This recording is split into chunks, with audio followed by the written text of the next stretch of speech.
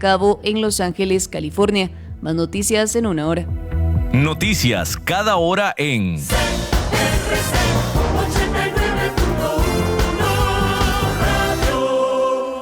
CRC 89.1 Radio y Cadena Radial Costarricense no se hacen responsables por las opiniones emitidas en este programa.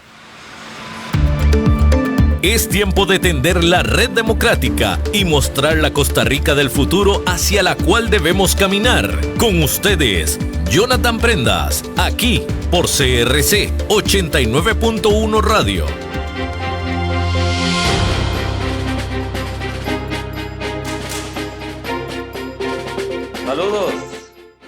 Saludos mis buenos amigos de Red Democrática, familia del 89.1 a lo largo y ancho de Costa Rica por la frecuencia modulada y por supuesto a todos los que nos siguen por las plataformas digitales @CRC 89.1 Radio, @Jonathan Prendas, @Red Democrática y por supuesto siempre todos los programas, más de 462 programas colocados en el canal de YouTube de Red Democrática, todo cortesía de la Fundación Red Democrática, que desde hace más de 2 años viene trabajando para que usted tenga la mejor información, las mejores voces, los criterios más calificados para poder usted hacerse una imagen ideal de cómo está Costa Rica, pero más allá de eso, porque diagnósticos abundan, cuál es la ruta por la cual a corto, mediano y largo plazo tendríamos que caminar para poder heredarle a nuestros hijos y a nuestros nietos la mejor versión de la Costa Rica que queremos que ellos tengan y disfruten.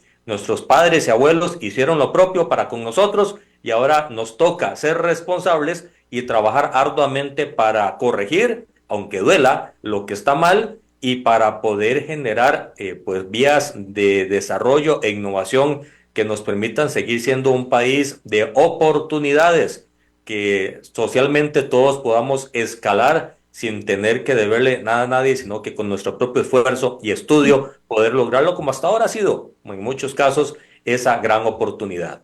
El día de hoy, la Fundación Red Democrática en su mesa de trabajo, pues definió un tema y un invitado que yo creo que nos va a poner a reflexionar sobre cómo estamos en este momento y para dónde vamos. Se trata de don Federico Malabasi, un exdiputado de la República, una persona de gran talante a la hora de hablar. Cuando emite criterio hay que sentarse a escucharlo y por eso lo hemos vuelto a invitar a esta que él sabe que es su casa, Red Democrática. Don Federico, bienvenido como siempre, usted sabe que está en familia.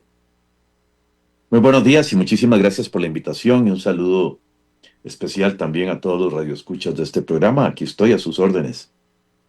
Don Federico, muchísimas gracias por la oportunidad de poder conversar. Sabemos que hay mucho tema pendiente, mucha piedra suelta, dirían los abuelos, en el camino, y de todo eso hay que conversar para poder generar una pintura correcta de cómo hay que ver a Costa Rica hoy con los diferentes prismas, con los diferentes enfoques, y así generar tranquilidad o una sensación de ocupación para poder resolver problemas nacionales. Con su perspectiva, con su experiencia y con su visión, ¿cómo está Costa Rica hoy en día? ¿Cómo puede usted describirla a nivel social y a nivel político? Es una pregunta muy compleja y muy complicada porque hay varias Costa Ricas.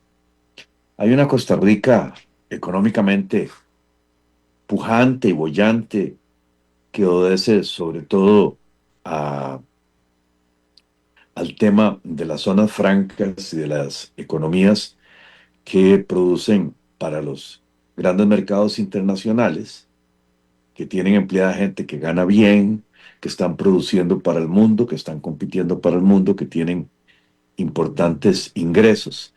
Y esta Costa Rica está bien, pero es excepcional. Hay un Estado costarricense que hace aguas por todos lados, está sumamente endeudado, está aumentando muchísimo el gasto público, es inconsistente con sus propias metas y los últimos sucesos pues nos pueden poner en el camino de un Estado fallido. ¿De qué sucesos hablo? Bueno, por una parte hablo del asesinato del subjefe del OIJ en Pocosí, que significa una forma especial de agresividad de las narcobandas que ya van a atajar a quienes los investigan, que desde hace rato ya no tienen ninguna consideración por la vida humana y que han convertido nuestro país prácticamente en tierra de sicarios. De eso hablo. Hablo de un Estado que no cumple las metas en educación. Se abre el curso lectivo con casi 1.000 centros educativos con orden sanitaria de cierre. Hablo de un país que está tratando de cumplir las metas de la carretera de circunvalación de hace 40 años. Hablo de un país, de una sociedad que ni siquiera paga el 6% al Poder Judicial para que haga posible sacar adelante la justicia y que más bien inicia una guerra entre poderes, una guerra eh, muy estúpida que ha puesto a la gente en una gran confusión. La gente olvida el artículo 9 de la Constitución y es que el gobierno lo ejerce el pueblo y tres poderes distintos e independientes. Y algún exceso de publicidad, de propaganda y de comunicaciones maliciosas que caben dentro del término, en español, paparruchas, ¿verdad? Pero técnicamente son técnicas de posverdad y de manera universal se les conoce como fake news, ¿verdad? Que es inundar a la opinión pública de mensajes falsos, de información falaz, para que la gente crea otras cosas, pues originado en algunas cuestiones del Ejecutivo, se ha inundado nuestra sociedad de una guerra de mensajes falsos que empiezan por afectar la institucionalidad de la Contraloría General de la República, del Tribunal Supremo de Elecciones, del Poder Judicial y de la propia Asamblea Legislativa, poniéndonos en una seria crisis. Entonces, si hay pobreza extrema, si la educación que es tan importante no está funcionando bien, si la seguridad está mal, pues cómo igualar, eh, y no en el sentido de bajar a los que están bien, sino subir al resto de la población a los niveles de las zonas francas, ¿verdad? A los niveles más productivos, a los niveles de mayor capacidad y educación, a los niveles que compiten en el mundo, bilingües, técnicos. Ese es el esfuerzo que debemos hacer. Pero en la comparación, yo digo que estamos complicados.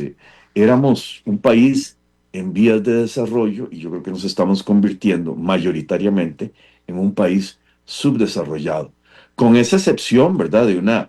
Eh, hay una élite profesional y académica de nuestro país que compite en el mundo, ¿verdad? Hay algunas universidades muy, muy buenas, ¿verdad? Que están bien ranqueadas internacionalmente. Hay especialistas médicos de primer orden, hay especialistas en infocomunicaciones y en informática de primer orden, ¿verdad? Y en algunas otras disciplinas académicas en términos generales. Eh, pero tenemos un sistema o hemos caído en un sistema complicado y la idea de algunos para arreglar el sistema es echar a perder todo y así no podemos en el desorden, en la injusticia y en la violencia no se puede arreglar bien una sociedad. Ese es así un primer diagnóstico. Eh, por ejemplo, hoy es el Día Internacional de la Radio, 13 de febrero. Sería un día fabuloso, ¿verdad? Fabuloso para sacar las cosas adelante, pero hoy precisamente la radio y la radiodifusión en general es un sistema que está en riesgo por causas imputables exclusivamente al presidente de la República o al Poder Ejecutivo, porque es la ministra del MISIP también, que han tomado una serie de medidas arbitrarias para cerrar la radio básicamente eh, en este propio año, ¿verdad? Antes de las elecciones, haciendo un atentado contra la libertad de expresión, contra la libertad de prensa, que son valores muy importantes en Costa Rica. Entonces, si usted me pregunta, yo siento que algunos costarricenses ya no tienen una gran visión de futuro, la posibilidad de ser un país con una gran idea de futuro, como cuando se aprobaron las garantías sociales, como cuando hace 75 años se aprobó la constitución política, no está en este momento cundiendo en nuestra sociedad. Todo lo contrario, hay frustración, hay enojo, hay violencia en las calles, hay una parte de nuestro sistema que está muy ineficiente, el Estado no cumple sus obligaciones y entonces embarra a todo el mundo de culpas, de dimes y diretes, y me parece un mal ambiente para una elección que se celebrará exactamente dentro de un año. Aquí hago como un primer resumen. Y también advierto una cosa, tuve que abrir el Zoom del teléfono, estoy tratando de pasarme al de la computadora, si hay alguna cuestión, Ok, no tenga miedo porque estoy tratando de hacer la traslación. ok. Adelante. Sí, señor, no hay ningún problema. Aquí estamos en el ambiente tecnológico que hasta ahora las posibilidades de la toma de decisiones nos han permitido, porque ya deberíamos de estar muy avanzados en la 5G y usted sabe por dónde estamos, caminando aquí en la trocha Ujú. todavía. Hay que Entonces, pedirle al operador que me reciba por la otra vía para cerrar ok. esta.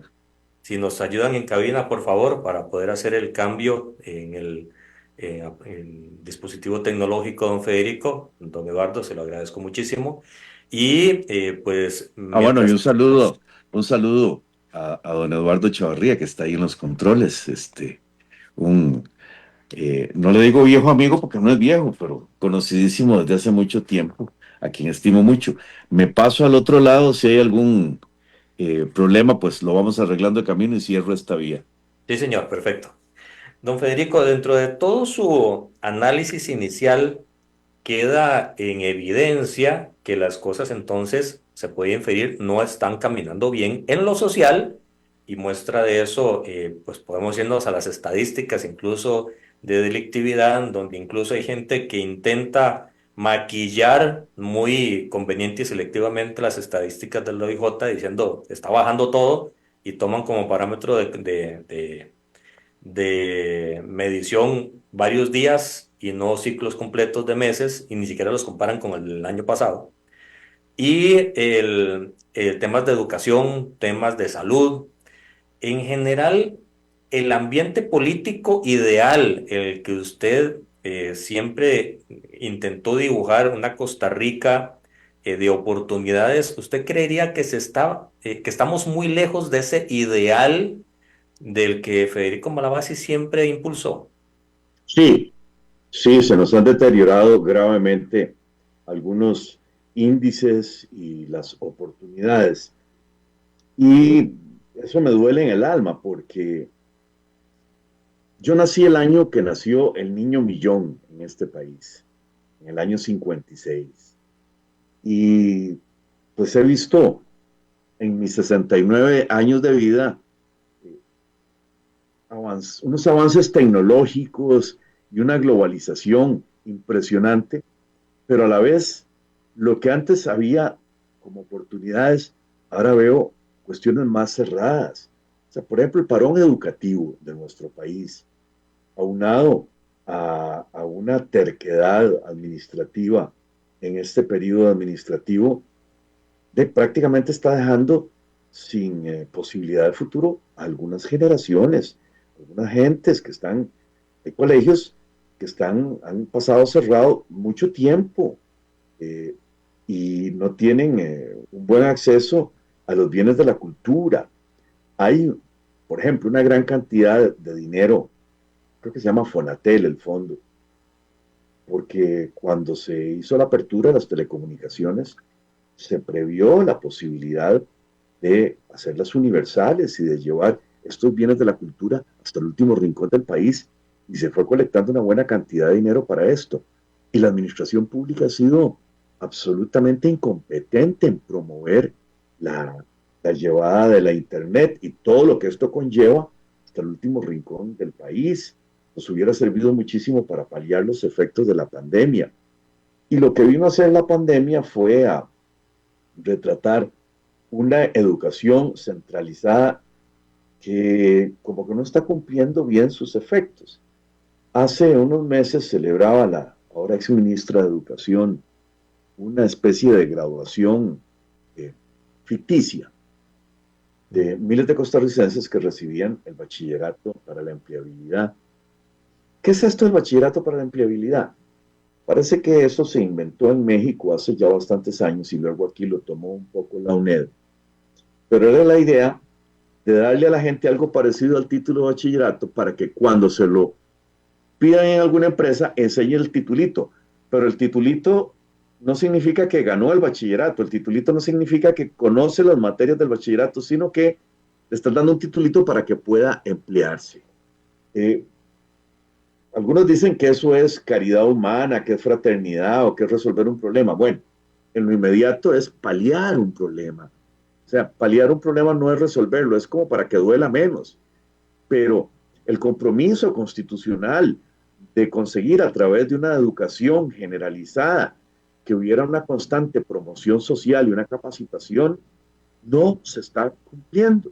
No se está cumpliendo. Y al parecer no es un tema de dinero, es un tema de organización, es un tema de abuso. Y, digamos, esa parte está realmente complicada. Otro tema, la seguridad, digamos, desde el punto de vista de salud pública, ¿verdad?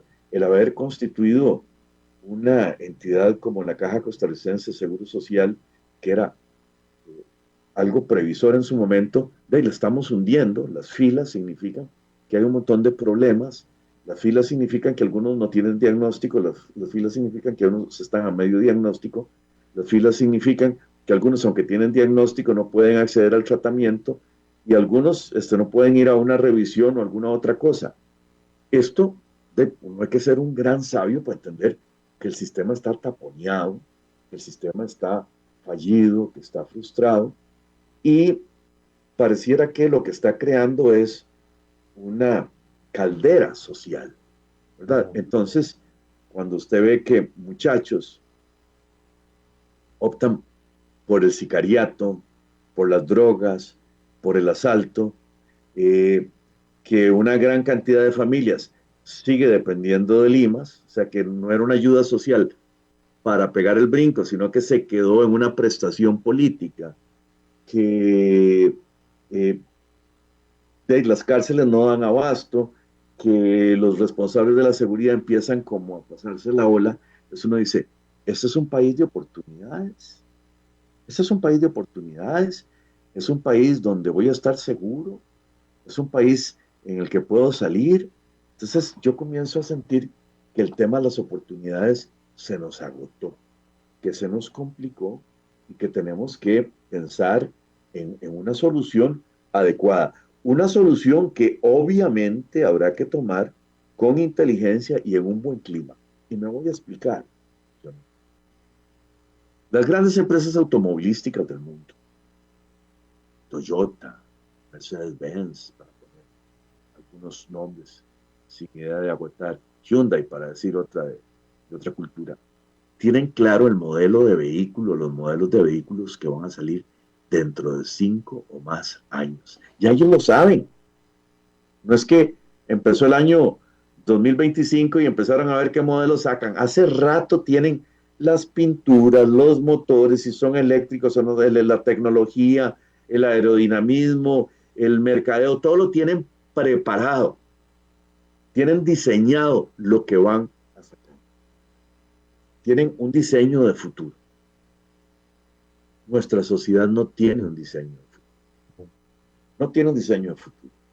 Y es como un contrasentido que las instituciones públicas, que han sido tan crueles en algunos casos, tratando de planificar la vida privada, no tengan una propia planificación de su economía, del servicio público que satisfacen, sino que van a coyol partido o apagando incendios. A ver, el hospital el de la Caja Costarricense de Seguro Social en Cartago, ¿de cuántos años de atraso tiene? Y no hay solución.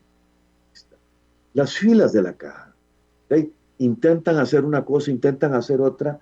Nosotros en la universidad como sector privado hemos prestado literalmente grandes servicios a la vacunación pública, a la Caja y a otras campañas de salud pública, mirando cómo podemos ayudar un poquito en nuestro sector.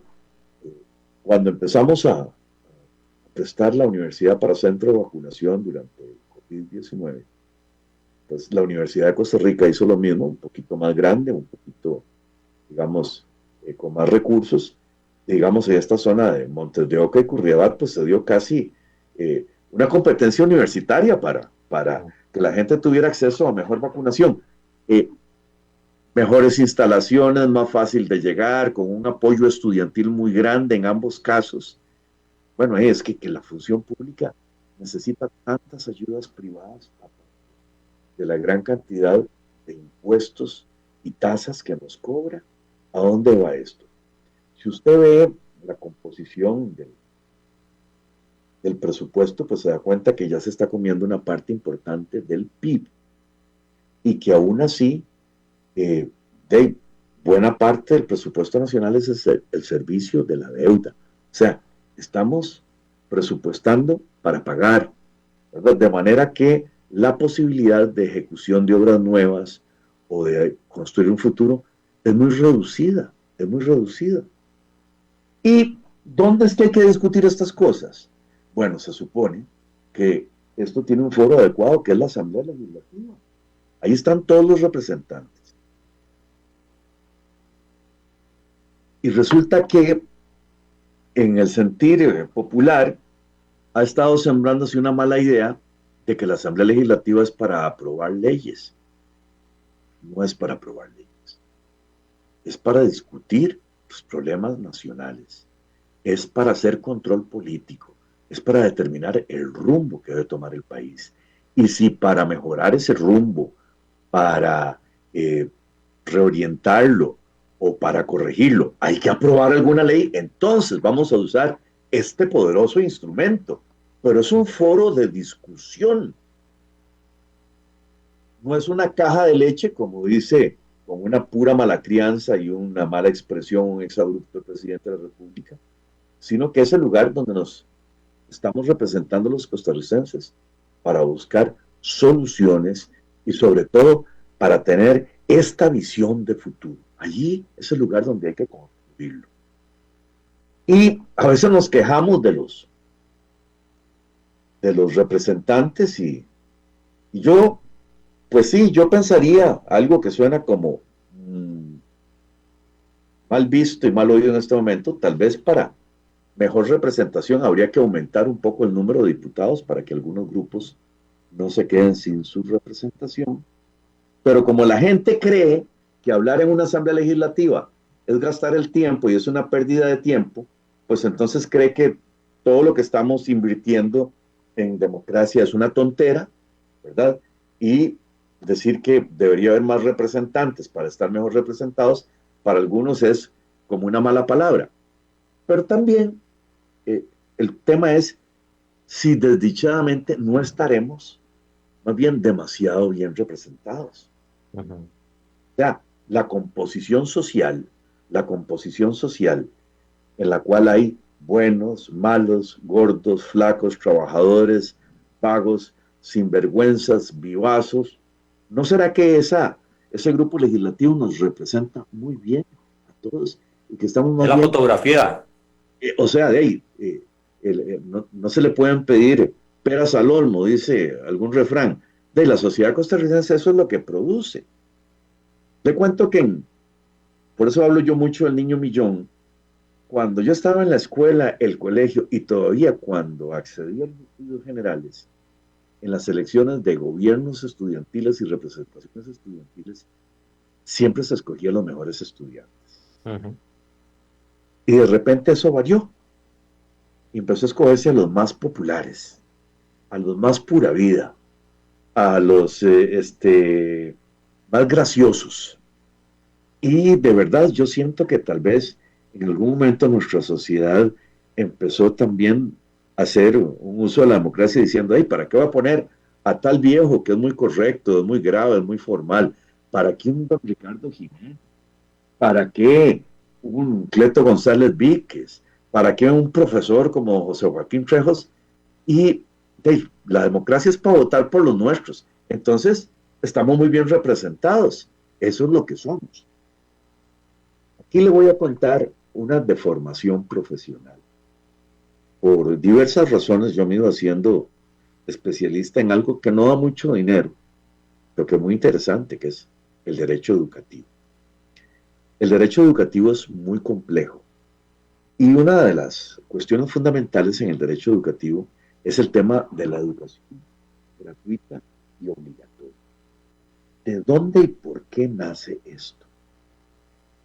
Y cuando uno se pone a investigar, ¿verdad? Por supuesto que el primer gran impacto es el cristianismo. El cristianismo reconoce en cada ser humano una persona, ¿verdad? Una persona trascendente, con alma, y obviamente el cristianismo empieza a revolucionar el mundo, pero no lo logra ni el primer año, ni el segundo año, ni el primer siglo, sino que empieza a difundir este concepto y, por supuesto, en toda la historia vamos a ver cómo los cristianos abren escuelas, abren escuelas. Parte de la misión es abrir escuelas, ¿verdad? No solo llevar el mensaje del cristianismo, sino enseñar al que no sabe. Y cuando el concepto triunfa con las revoluciones del siglo XVII y del siglo XVIII, pues las democracias nacientes toman conciencia de que cada ser humano es persona. Y que entonces no es que la soberanía reside en un señor, el soberano, o en una señora, la reina, sino que la soberanía reside en la nación, tal como preceptúa nuestra constitución política. Y si todos somos los soberanos de esta sociedad, pues es fundamental que todos seamos educados. Entonces, lo que hace la sociedad es de invertir en su propio futuro.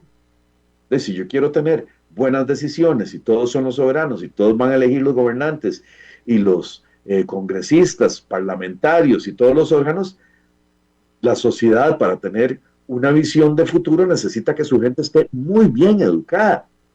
Y bien educada no es el bachillerato en la empleabilidad. Bien educada es saber discernir, tener comprensión de lectura, tener buenos hábitos, conocer... Algo que ahorita no hay. Vea las pruebas PISA.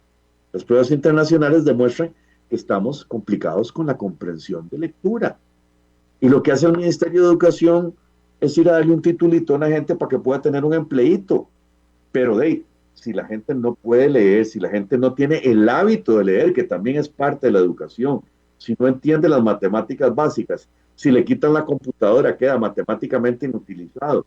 Si no tienen una facultad que antes desarrollábamos, que era la estimativa, ir viendo cuánta plata nos quedaba en la billetera, cuánto es lo que llevamos en el carrito del supermercado, cuánto es un presupuesto que tenemos que hacer para pagar las cosas, cómo distribuimos el salario, que eso hay gente que lo hace en automático, ahora hay gente que no le sale, cuánto debe a la tarjeta de crédito.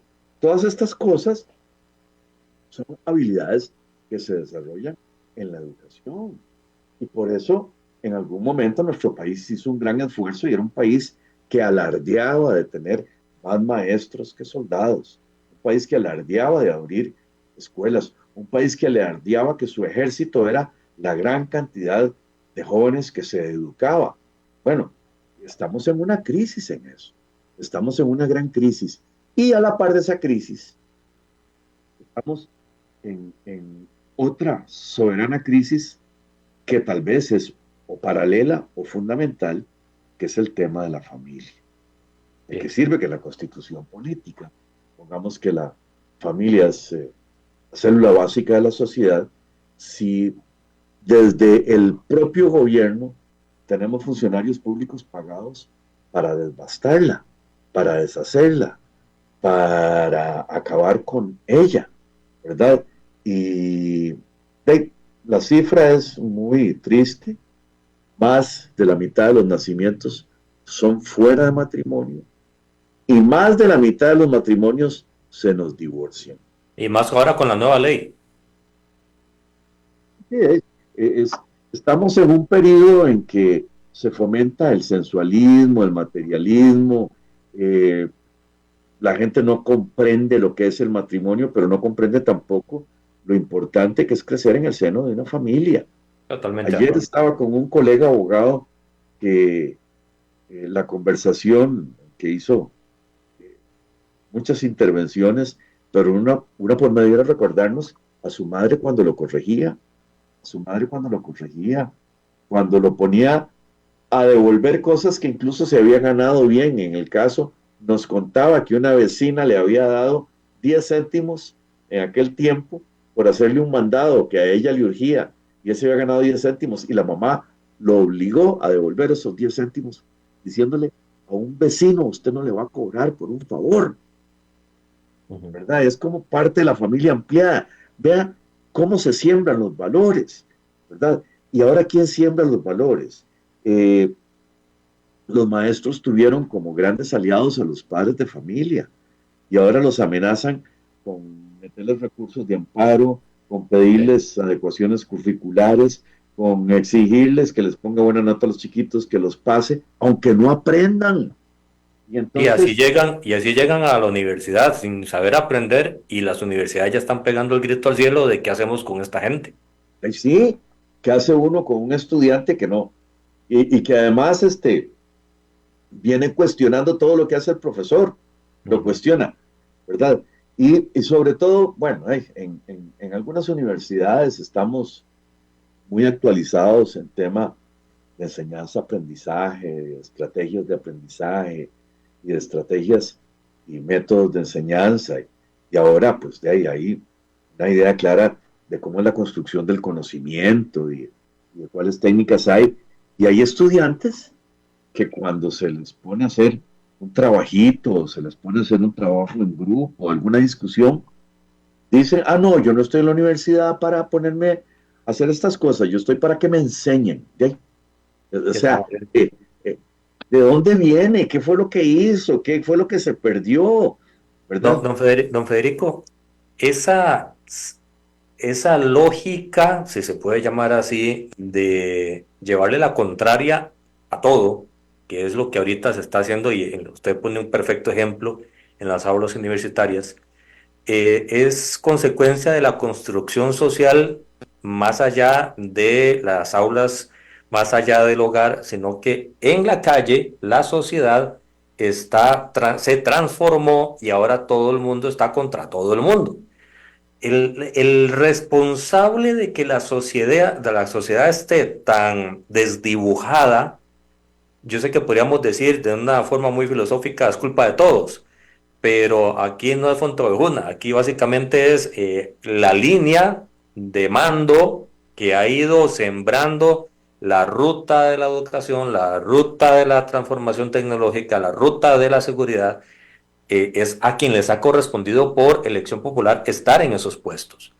En este siglo, estos últimos 25 años, hemos tenido una ruta clara de país, de por dónde tenemos que caminar, o cada 4 años, como ha sido la tradición, reinventamos y como no da tiempo de construir algo en 4 años, básicamente todo queda medio palo y que ve a ver qué hace el que sigue.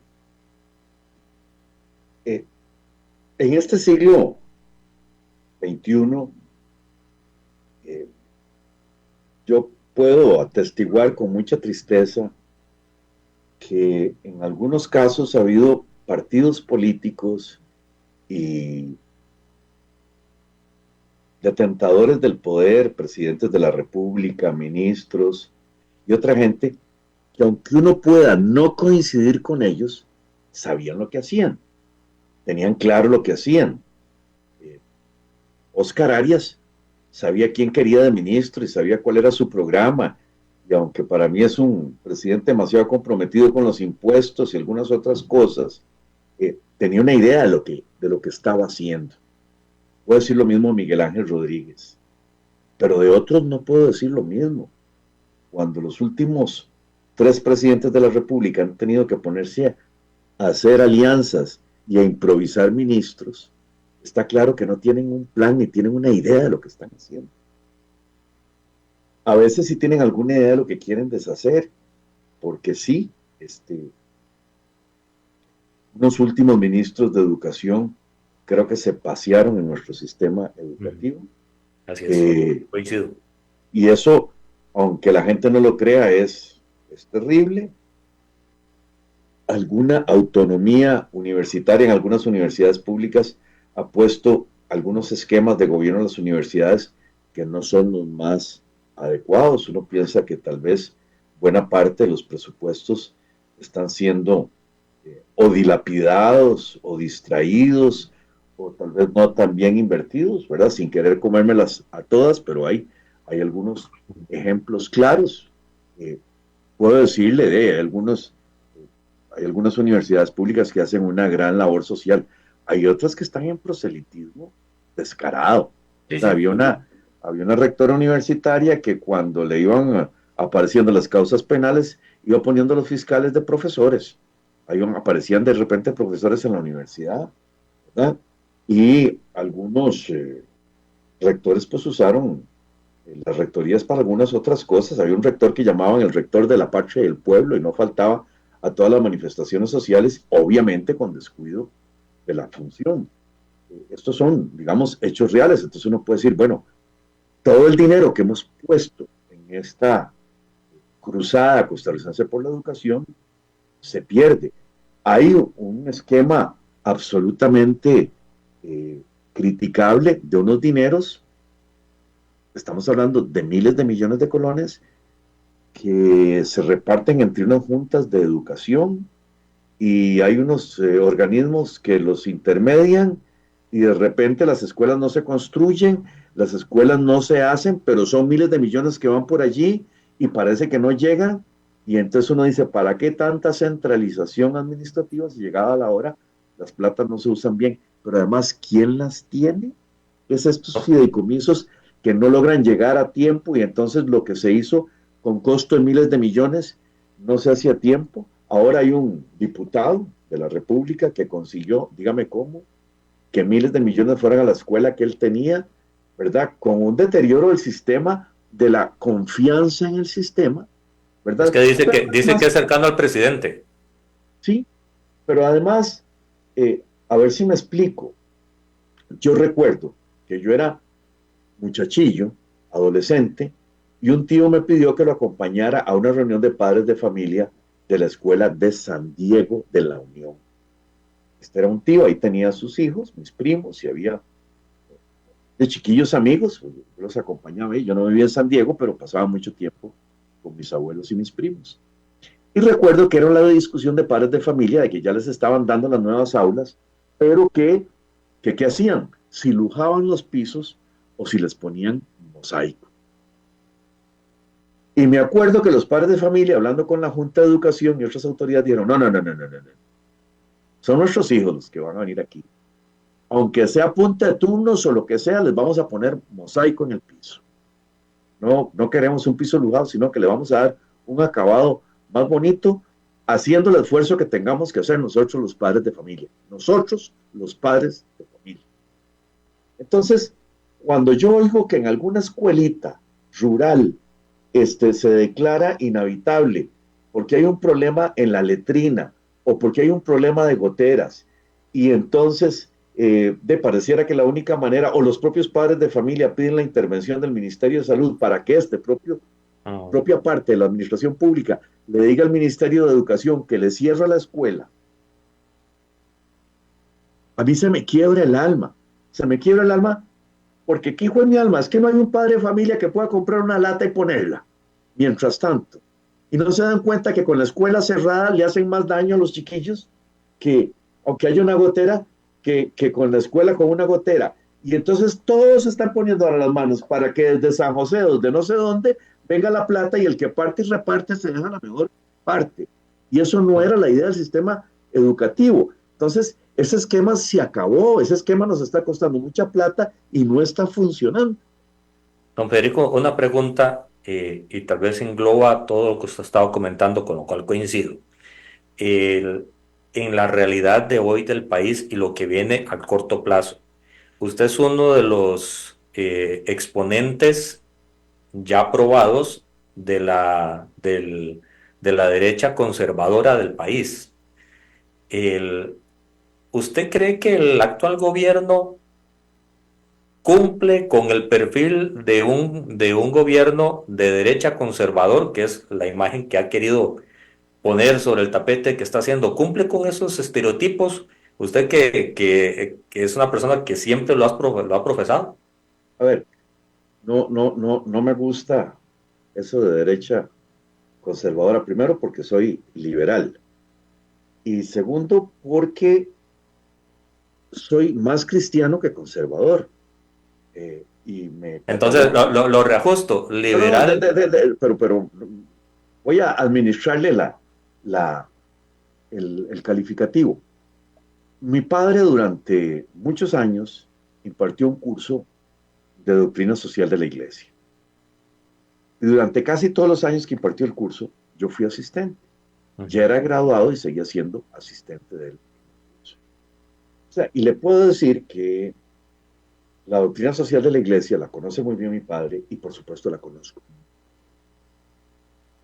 Y pues algunos dicen, ¿y por qué liberal? Bueno, mi padre también ha sido reputado como liberal y por supuesto yo creo que un buen cristiano puede ser un buen liberal. O sea, Sí, sí. cuando hay algunos liberales que dicen, no, es que usted es cristiano, le digo, oye, estás diciendo una burrada, te estás diciendo que ningún cristiano puede ser liberal cuando quien nos enseñó la libertad, nos enseñó el libre albedrío, nos enseñó el valor de la dignidad humana es precisamente el cristianismo, ¿verdad? Entonces, esto es un contrasentido. No, pero es que la doctrina social de la iglesia, bueno, la doctrina social de la iglesia consiste en un grupo de principios que pueden ser aplicados por varios movimientos políticos. No son exclusividad de alguno. Es más, dime de qué presumes y te diré que careces. Hay unos grupos que se llaman socialcristianos y no tienen un solo tema socialcristiano. Entonces, digamos que yo le administro la definición. No soy derecha ultraconservadora, soy cristiano y pretendo serlo muy consistentemente. Soy católico, apostólico, romano, practicante, creyente en la familia, creyente en el matrimonio, creyente en los principios, ¿verdad? Los estudio, los conozco y soy liberal convencido, liberal clásico y diferencio y me gusta mucho la libertad política, la libertad económica, la libertad cultural y entiendo muchísimo eso y lo discuto. Y sí, desde ese punto de vista me asombra que algunos liberales sean tan pro Chávez. Por supuesto que me asombra. Y desde el punto de vista cristiano, sí, lo que puedo decir es que, a ver, se lo digo de otra manera, no todo lo que hace Chávez es malo. Y no todo lo que dice es 100% equivocado.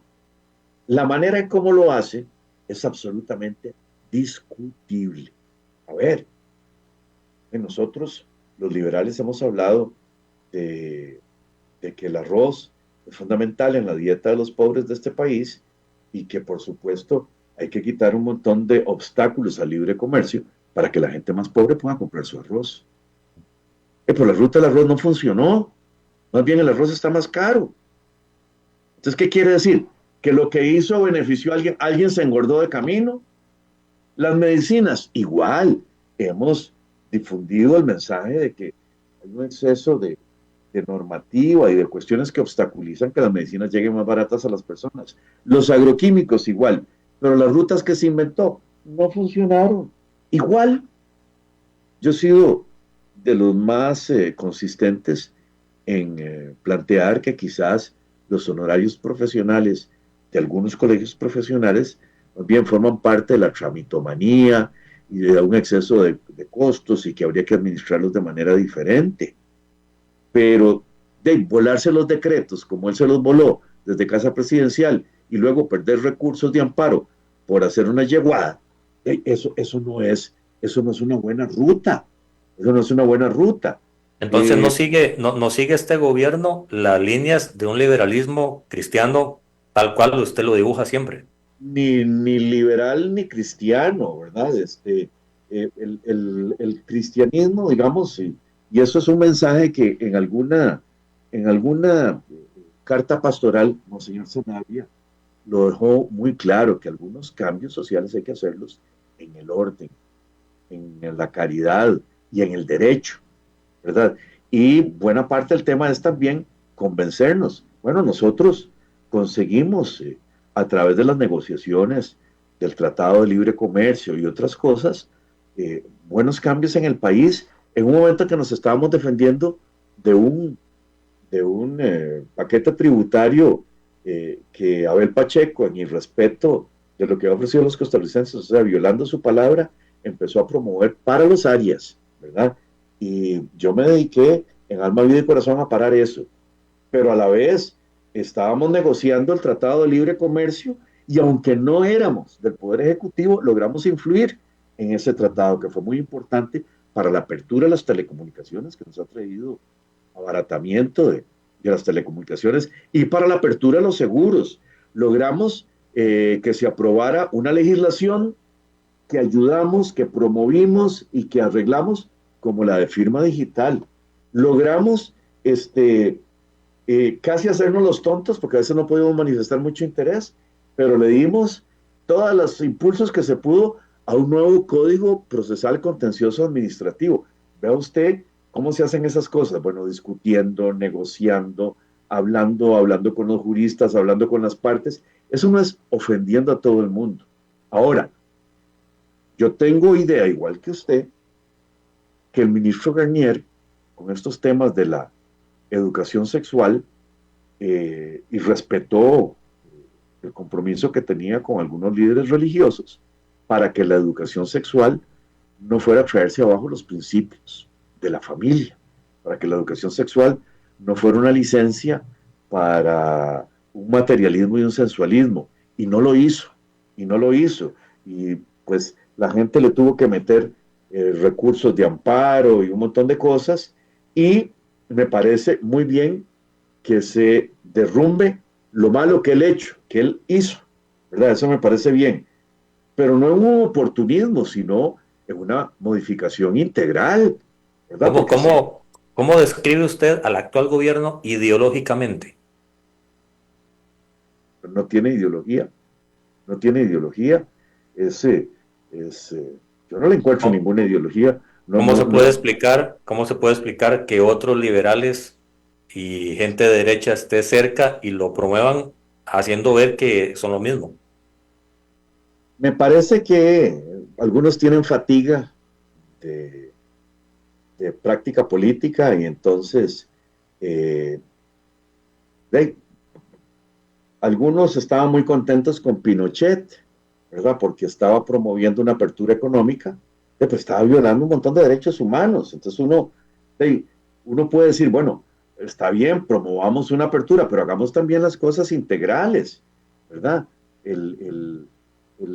Esto es parte del tema complicado. O sea, hay una parte del mensaje y de las cosas que dice Chávez que dice verdad. O sea, nosotros tuvimos unas pensiones de lujo contra las cuales yo combatí intensamente y paré, todavía paraba goles el último día que era diputado y que ya no tenía ni escritorio, ni papeles, ni nada, y hasta la última hora del plenario yo paré una legislación de la JUPEMA que pretendía dar más prerrogativas, ¿verdad? Y yo sigo insistiendo que las pensiones de JUPEMA son a cargo del presupuesto, que es un tema que hay que solucionar, y para poner diques y para poner cosas, y explicaba. Y muchas de estas cosas se han venido haciendo. Y durante esos 4 años yo tuve que soportar no solo las agresiones de Abel Pacheco, sino las agresiones de todos los que querían impuestos, de todos los marxistas que dichosamente no tenían fracción directa, pero estaban ahí medio escondidos y sombreados en la Asamblea Legislativa, y también de alguna gente que, de sindicatos que querían pensiones más altas y pensiones de lujo. A ver, el régimen de pensiones de este país establece una serie de cosas que son un lujo. Y en general una pensión por la que no se cotizó es un lujo. Y buena parte de todas las pensiones del país no responden a lo cotizado. O sea, hubo personas que cotizaron sobre salarios de 30,000 colones y ahora reciben pensiones de 300,000 colones. O sea, eso es una pensión de lujo dentro de lo que cotizaban. Y alguna gente tenía unos regímenes especiales a los que podían acceder los exdiputados, por ejemplo. Los exdiputados hasta el año 95 tenían pensión de lujo, o era una pensión política para que no volvieran a meterse en política, de eso se trataba. Porque es muy feo ver a un exdiputado muerto de hambre, como es muy feo ver a un expresidente muerto de hambre, entonces se les puso una pensión de sueldo de diputado, cuando el sueldo de diputado no era tan grande como el de ahora. ¿De qué es lo que pasa? Que la gente no entiende que es que el sueldo de diputado siguió creciendo, ¿verdad? Tanto que ahora el sueldo de diputado creo que es mayor al de un ministro. Entonces, el error está ahí, no en darle a unos exdiputados una pensión para subsistir. Don Federico, nos queda un minuto de programa y quiero terminarlo con una pregunta que fue como englobamos el programa en redes sociales, y es: ¿esta es la Costa Rica en la cual vivimos, la que dicen en la que estamos viviendo? Es decir, ¿lo que dicen que somos es realmente lo que somos? Voy a ir más allá, voy a ir más allá. Esta no es la Costa Rica en la que yo quiero vivir. Esta no es la Costa Rica que le quiero heredar a mis hijos y nietos. Esta no es la Costa Rica que quiero para el futuro. Esta Costa Rica tiene muchas falencias, tiene muchos problemas. Y quizá en este momento lo más grave es que quienes están obligados a enfrentarlos están tirando cortinas de humo y haciendo un desbarrancamiento general del sistema, desautorizando a todo el mundo. ¿Por qué? Porque me parece que lo que quieren es la buquelización del país, ¿verdad? Una buquelización a través de un cambio total de estructuras para eternizarse en el poder. Y parte de la decencia política es precisamente que el poder sea alternativo. Uno tiene que aprender a bajarse cuando ya no es gobernante. Uno tiene que aprender a educar a las futuras generaciones para que el relevo sea mejor y no pensar que uno es la pomada canaria. Y ese podría ser en este momento quizá nuestro mayor problema. Muchísimas gracias, don Federico. A usted, muchísimas gracias por la oportunidad. Y gracias a todos los que han estado en sintonía. Recuerde el canal de YouTube Red Democrática para que pueda repasar este programa. Mañana, 10 de la mañana, si Dios lo permite, no nos aparte de su dial 89.1. Los esperamos. Hasta luego. Hasta luego, muchas gracias. Todos.